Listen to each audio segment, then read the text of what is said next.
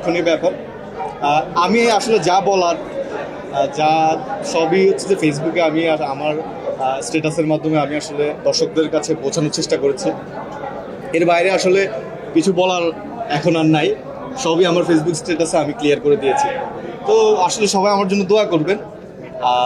যেহেতু একটা ভুল হয়েছে, এই ভুলটাকে আমি শিক্ষা ভেবে সামনের কাজগুলো অবশ্যই ভেবেচিন্তে কাজ করব। আমার যা বক্তব্য সেটা আসলে আমি আমার ফেসবুকে স্ট্যাটাসের মাধ্যমে দিয়ে দিয়েছি। আমি দুইবার বলেছি, আমার দর্শক যারা আমাকে ফলো করে, যারা আমার কাজ পছন্দ করে, যারা বিভিন্ন ধরনের প্রতিক্রিয়া জানাচ্ছে আমাকে, তাদেরকে আমি আমার বক্তব্য পেশ করে দিয়েছি। আমার বক্তব্যে স্পষ্ট বলা আছে আমি কোনো ক্ষমা চাইনি, কারণ আমি তো কিছু করিনি। আমি দর্শককে বা আমার প্রতি যারা বিভিন্ন প্রতিক্রিয়া জানাচ্ছিল তাদেরকে আমি বলেছি যে দেখেন, আমি কোনো কাজের সাথে সম্পৃক্ত না। সো আমার মেসেজটা, আমার ফেসবুক স্ট্যাটাসটা এখনো আছে, ডিলিট করা হয়নি। সো আমার ক্ষমা চাওয়ার প্রশ্ন আসবে তখন যখন আমি কোনো অপরাধ করব।